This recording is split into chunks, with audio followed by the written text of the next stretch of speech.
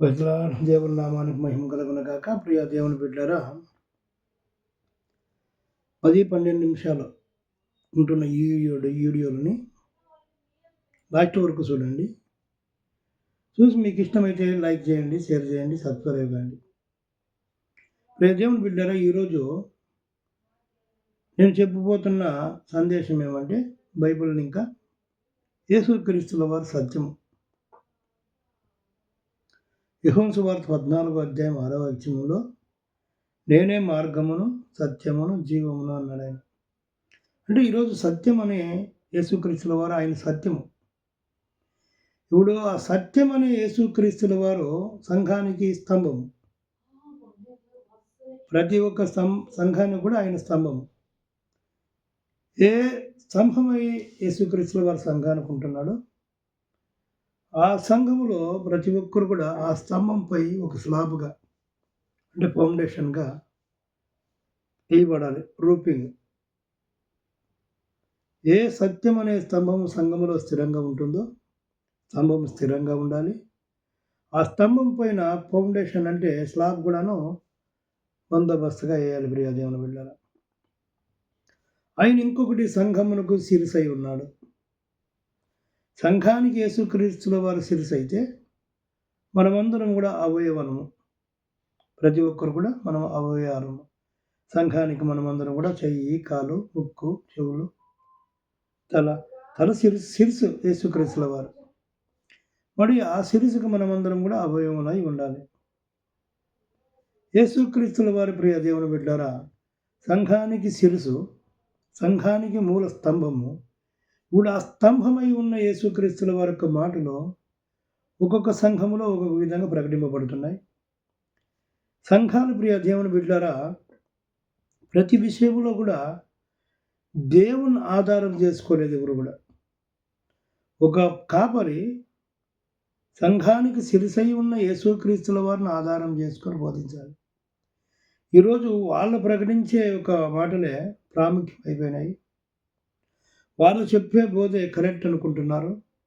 ఎవరికి వారిదే సత్యం అనుకుంటున్నారు. ప్రియ దేవుని బిడ్డలారా, సత్యము, నేనే సత్యము అనే యేసుక్రీస్తుల వారిని పక్కపెట్టి, నేను చెప్పిందే సత్యము, ఇంకెవరు చెప్పింది సత్యము కాదని ప్రకటిస్తున్నారు. మనం చూస్తున్నాం ఈరోజు ఆంధ్ర రాష్ట్రంలో జరుగుతున్న ప్రియ దేవుని బిడ్డలారా, బైబిల్పై క్రైస్తవులే పాస్టర్లే ఎంతోమంది డిబేట్లు. అంటే ఒకరేమో యేసుక్రీస్తు ఒక కుమారుడు అనే విధంగా, ఆయన దైవత్వం లేదు, ఆయన మానవుడు, మనిషిగా ఈ లోకానికి వచ్చాడు, మరణించాడు, తండ్రి ద్వారానే ఆయన మరలా సజీవుడైనాడు, తండ్రే ఆయన కన్నాడు అని ఒక శాఖ వారు చెప్తే, ఇంకొక శాఖ వారు ఆయన నిత్యుడు ఆయన నిన్న నేడు నిరంతరము ఏకరీతిగా ఉన్నవాడు, ఆయనకి ఆది అంతం లేదు, అంటే కలిగి ఉన్నది ఏది కూడా ఆయన లేకుండా కలగలేదు, ఆయనే దేవుడు అని కొందరు. అంటే ఒక్కరేమో ప్రియ దేవుని బిడ్డలారా, యెహోవా సాక్షులు ఒక రకంగా బోధిస్తే, ఈ మన పీడి సుందర్రావు వాళ్ళు బైబిల్ క్లాస్ చేసే ప్రతి ఒక్క స్టూడెంట్లు కూడా వాళ్ళ బాస్ పీడి సుందర్రావు బోధన బట్టి ఆయన ఏది చెప్తారో దానిపైన వారు ఆధారపడి ఉంటే, ఇంకొకరు మన ఆంధ్ర రాష్ట్రంలో ప్రియ దేవుని బిడ్డలారా అనేక మంది ఇంకను వారి సంఘాల్లో, స్థానిక సంఘాల్లో వారు గురువు అంటే ఆ సంఘానికి ఎవరైతే మూలమో రంజిత్ ఓపీర్ కానీ, కిరణ్ పాల్ కానీ, ఇంకా అనేక మంది ఉన్నారు ప్రియ దేవుని బిడ్డలారా. ఈ కిరణ్ పాలు, రంజిత్ ఓపీరు, జాన్ పాల్ అని, ఇంకా డానియల్ చెగుడి, ఇలాంటి వారు చాలా జనం ఉన్నారు. వీళ్ళందరూ కూడా ప్రియ దేవుని బిడ్డలారా, యేసుక్రీస్తుల వారిని ఒక్కొక్క శాఖ వారు ఒక్కొక్క విధంగా అర్థం చేసుకుంటున్నారు, ఒక్కొక్క విధంగా ప్రకటిస్తున్నారు. యెహోవాయే దేవుడు కొందరు అంటారు, యేసుక్రీస్తుల వారు దేవుడు కొందరు అంటారు, ముగ్గురుగా ఉన్నాడని కొందరు అంటారు, ముగ్గురు ఒకటే అని కొందరు అంటారు. ప్రియ దేవుని బిడ్డలారా, బైబిల్లో ఏదుందో అది సత్యం. బైబిల్లో ఏదుందో అది సత్యం. ఎందుకంటే యేసుక్రీస్తుల వారు ఈ భూమి కుమారుడుగా వచ్చాడు. ఎందుకు వచ్చాడు? కుమారుడు అంటే కన్నాడు తండ్రి. ఆయన అనాది సంకల్పము చొప్పున మన కొరకు ఒక కుమారుని ఇచ్చాడు. ఆ కుమారుడు ఎక్కడి నుండి వచ్చినాడు? నేను ఒకటి చెప్తాను. డెలివరీ అంటారు. ఏం డెలివరీ? Dialogue delivery. డెలివరీ అంటే పుట్టినది అనొచ్చు. ఇప్పుడు మనం ఏమంటామంటే ప్రసవ వేదన పడి వచ్చేది ఒకటి ఉంటుంది, అది బిడ్డ. ఇప్పుడు డెలివరీ అంటే ఇంగ్లీష్లో మనం డెలివరీ అంటాము. డెలివరీ అంటే డైలాగ్ డెలివరీ, మాటను కూడా డెలివరీ అంటాం. అంటే ఏ తండ్రి అయితే అనాథగా కాలము నుంచి కూడా ప్రారంభమున ఇంకా ఉన్నాడో ఆ తండ్రిలో ఈ వాక్కు అనే ఒక యేసుక్రీస్తుల వారు, అంటే ఈయనే తండ్రి స్థానంలో ఉంటూ ఆయనలో ఒక వాక్కు ఉంది. ఆ వాక్యనే డెలివరీ చేసినాడు ఈ భూలోకానికి.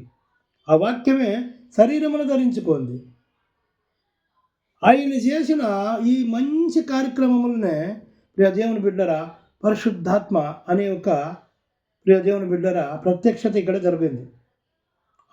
నేను పోతున్నాను, నేను మిమ్మల్ని అనాథలకు వదిలిపెట్టను, నేను పోయి వేరొక ఆదరణకు ఇంకొక ఆదరణకర్తని నేను పంపిస్తాను. నేను పోతే కానీ ఆయన రాడు. యోహాను సువార్తలో ప్రియ దేవుని బిడ్డరా ఈ మాటలు ఉంటాయి 17వ అధ్యాయంలో.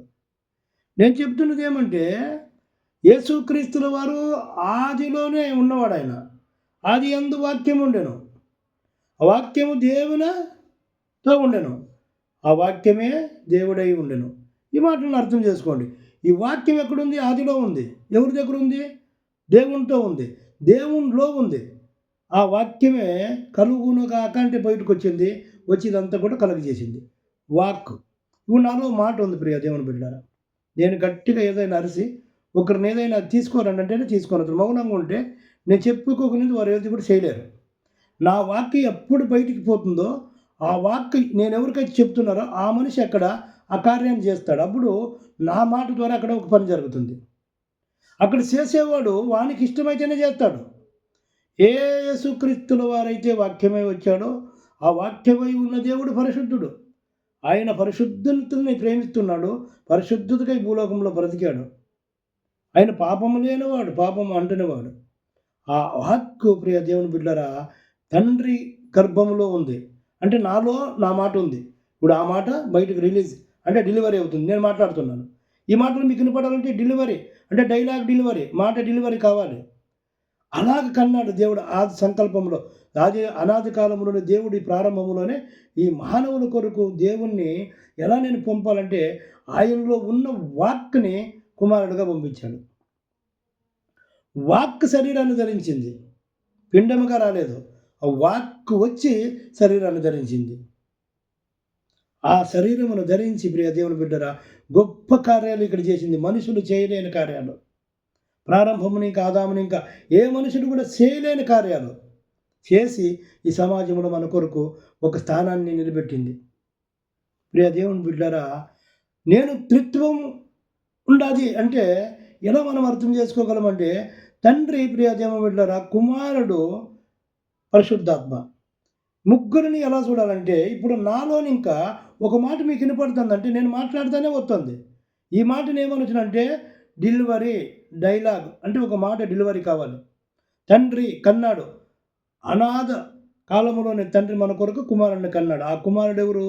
ఆది యందు వాక్యం ఉండెను, ఆ వాక్యము దేవునిలో ఉండను, ఆ వాక్యము శరీరధారిగా అంటే వాక్కు శరీరాన్ని ధరించింది. ఎక్కడుంది వాక్కు?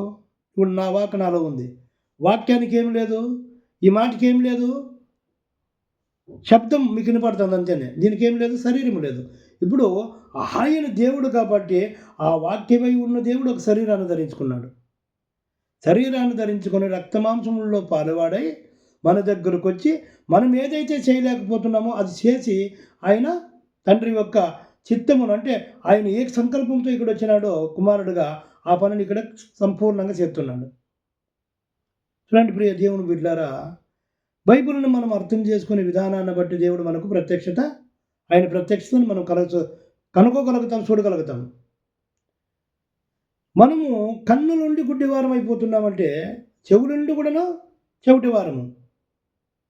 కారణం ఏమంటే గ్రహింపు లేదు మనకి. మనం సొంతంగా తెలుసుకోవాలని ఎవరో చెప్పేదానిపైన ఆధారపడుతున్నాం కాబట్టి మనకి ఏది కూడా కరెక్ట్గా అర్థం చేసుకునే ఒక కెపాసిటీ మనకు లేదు. అందుకని ప్రియ దేవుని బిడ్డలారా, క్రైస్తవ సమాజం అజ్ఞానగలగా ఉండకండి, జ్ఞానలై ఉండండి. బైబిల్ చదవండి, చదవచ్చు చదవండి, ఇంకేం పని ఉంది మనకి.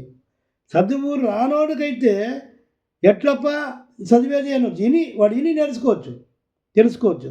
చదువు వచ్చే నీకు ఎందుకు అంత నిర్లక్ష్యము, అంత మోమాటము, అంత బద్ధకము? చదువు, బైబిల్ని చదువు, సత్యాన్ని తెలుసుకో, ఆ సత్యమును అనేక మందికి పంచు. సత్యము జనులను స్వతంత్రులను చేస్తుంది. ఏదో అసత్యమో కూడా తెలుసుకునే ప్రయత్నం చేస్తారు. సత్యమే జనాలకు తెలియకపోతే అసత్యములో జనాలు అనేక మంది కొట్టుమిట్టాడుతున్నారు. ప్రియ దేవుని బిడ్డారా, ఈరోజు సమాజంలో జరుగుతున్న దుర్బోధలను ఖండించేవారు లేరు. వారికి కరెక్ట్ అయిపోయింది. కారణము వారందరూ కూడా నేను చెప్పేదే కరెక్టు, నాదే సత్యం అంటున్నారు. సత్యమై ఉన్న యేసుక్రీస్తుల వారిని పక్కన పెట్టారు. వీళ్ళే సత్యము, నాదే సత్యమని వీళ్ళు ప్రకటించుకుంటున్నారు. దేవుని బిడ్డలారా, ఈ అసత్యాన్ని వింటూ మీ ఆత్మీయతని కోల్పోకండి. బైబిల్లో చదివి అలా ఉన్నదో లేదో తెలుసుకొని ప్రభువుని వెంబడించండి, ఆయన అంగీకరించండి. ఆయన్ని ప్రియ దేవుని బిడ్డలారా మీ హృదయాల్లో ప్రతిష్ఠ చేయండి. ఆయన మీలో ఉంటే మిమ్మల్ని కలిపిన చేయని కానేడు. మిమ్మల్ని స్థిరంగా దేవుడు మిమ్మల్ని ఆయన సత్యమనే ఆ స్తంభం పైన మిమ్మల్ని ఒక స్లాపగా మిమ్మల్ని ఉండమని దేవుడు చెప్తున్నాడు. మీరు ఎక్కడికి పోయినా ప్రియ దేవుని బిడ్డరా ఆ సత్యం అనే స్తంభంపై ఆధారపడండి. అది ఫౌండేషన్ కరెక్ట్గా ఉంటే పిల్లలు ప్రియ దేవుని బిడ్డరు సంఘము కదిలింపబడదు. సంఘములో కాపరులు వారి ఇష్టం వచ్చినట్టు వారు బోధలు చేస్తూ, వారి ఇష్టానికి వారు మాట్లాడుతూ, వారు చెప్పిందే సత్యం అనుకుంటే, ఈ సత్యము నేనే సత్యము అనే ఈ యేసుక్రీస్తుల వరకు మాట ప్రియ దేవుని బిడ్డలారా అసత్యమైపోతుంది. ఈరోజు మనుషులు మాట్లాడే ప్రతి మాటకును వాడు మాట్లాడిన దాన్ని నేనే సత్యం అనుకుని దేవుని వాక్యాన్ని కూడా పక్కన పెట్టి నేను మళ్ళా ఇది అసత్యం అని ఒప్పుకుంటే నాకు దుర్బోధని జనాలు అనుకుంటారని ఇన్ని రోజులు నేను చెప్పుకొచ్చింది సత్యం అని చెప్పిన దీనిపై నమ్మి అనేక మంది ఎమ్మడిస్తున్నారు. వీళ్ళందరూ ఇప్పుడు ఏమనుకుంటారని దేవుని బిడ్డలారా అసత్యమైనను దాన్ని అలాగనే పట్టుకొని లాక్కొని పోతున్నారు చాలా మంది. సత్యాన్ని గ్రహించండి, ప్రభువుని అంగీకరించండి. ప్రియ దేవుని బిడ్డలారా, నేను ప్రార్థన చేస్తున్నాను. అందరూ కూడా తలలు వంచండి. మహాపరిశుద్ధుడు ప్రియ పరలోకమందు నా తండ్రి, ఈరోజు అయ్యా నువ్వు సంఘమునకు నువ్వు స్తంభమై ఉన్నావు. అయ్యా మాకు సంఘానికి నైనా ప్రభు, మాకు నా తండ్రి ప్రభా నువ్వు శిరసై ఉన్నావు. నాయన సంఘానికి కూడా నువ్వు శిరసై ఉన్నావు. అయ్యా నీలో అవయాలుగా మేమందరూ కూడా ఉండడు కృప చూపండి. నీ వాక్యం సత్యమునైనా, నీవే సత్యము తండ్రి, నీవే తండ్రివి కుమారుడుగా. అవునైనా ప్రభా నీలో వాక్యం ఉంది. ఆ వాక్యనైనా ప్రభు శరీరమును ధరించుకుంది, మా మధ్యకు వచ్చింది. రక్త మాంసములలో పాలువాడై మీ చేయలేని ప్రతి ఒక్క కార్యములు మీరు చేసినైనా మాకు విజయాన్ని ఇచ్చిన అతని ప్రభు మా చేతిలోనైనా ప్రభా అవునైనా ప్రభు వేసిన అతని విజయాన్ని ఇచ్చిన అతని ప్రభు మమ్మల్ని జయించిన అతని మమ్మల్ని జయించుటకునైనా ప్రభు నీ వాక్య ఖడ్గమును మా చేతిలో ఇచ్చారు. అవును తండ్రి, అవినీతిని ఖండించుటకును, అవినీతిని అతని ప్రభు వేసిన తండ్రి అవునైనా ప్రభు దుర్బోధనను ఖండించుటకును, అంత సత్యమును తెలుసుకొని బిడ్డలను నీ సన్నిధికి చేర్చుకున్నాయినా ప్రభా మాతో మీరు మాట్లాడండి. వింటున్న ప్రతి బిడ్డను కూడా ప్రభు స్థిరపరచండి, నీ వాక్యంపై బలపరచండి. వాక్యములో నీ బిడ్డలుగా మేమందరూ కూడా నీ రాజ్యానికి వారసులుగా రావాలి. అయ్యా నీ ప్రాణత్యాగము నీ ప్రయాస వ్యర్థమైపోకూడదు. ప్రభువా మా యందు మీరు కరికన గురించి నీ బిడ్డలను ప్రభు దర్శించిన ఆయన సత్యమును తెలియపరచమని మాట్లాడుతున్న ప్రతి మాటను గ్రహించే కృపనిమ్మని యేసు నామములో ఈ ప్రార్థన అడుగుతున్నాను తండ్రి. ఆమేన్ ఆమేన్ ఆమేన్. Praise the lord. ప్రియ దేవుని బిడ్డలారా మరలా కలుసుకుందాం. ఆమేన్.